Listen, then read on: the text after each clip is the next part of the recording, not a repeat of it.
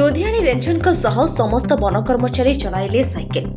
जून मास 7 तारिख को विश्व साइकेल दिवस भाव सारा देश में पालन कर परिप्रेक्षी मयूरभंज जिलार करंजिया वनखंड अधीन दुधियाणी वनांचल कार्यालय ताटोठारे अधिकारी श्रीयुक्त महावीर सिंह मुर्मू नेतृत्व में ए अवसर में कार्यक्रम अनुଯାयी एक साइकेल शोभायात्रा सह सचेतनता वार्ता प्रदान कर ताटो वनपाल वंदना महंत एकताली वनपाल श्री जतेन्द्र बेहेरा दरी वनपाल श्रीमती लक्ष्मी महंत टंगाबिला वनपाल देवश्री महंत तत्वावधान में आयोजित साइकेल शोभायात्रा को युव समाजसेवी श्री बसंत कुमार महंत एवं युव सांबादिक श्री जितेन्द्र राज उभय पताका देखाई शुभारंभ करते।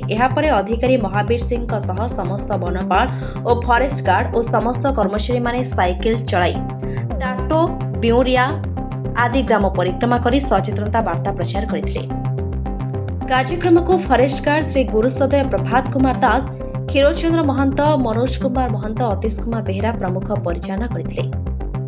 मयूरभंज जिला करंजिया दिनेश कुमार का रिपोर्ट एए मीडिया 24।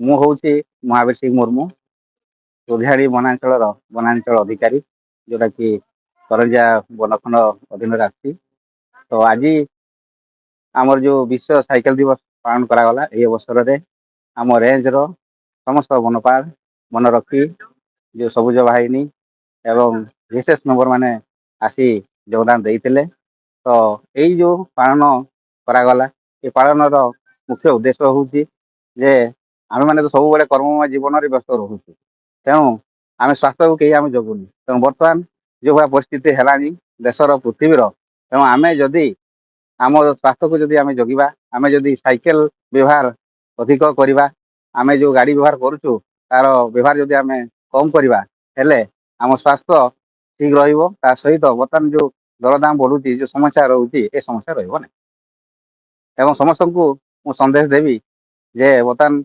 पेट्रोल जनित गाड़ी को कम व्यवहार करी आम जदि साइकेल बा इलेक्ट्रिक चालित गाड़ी जदि व्यवहार करवा हेले बहुत भल हो।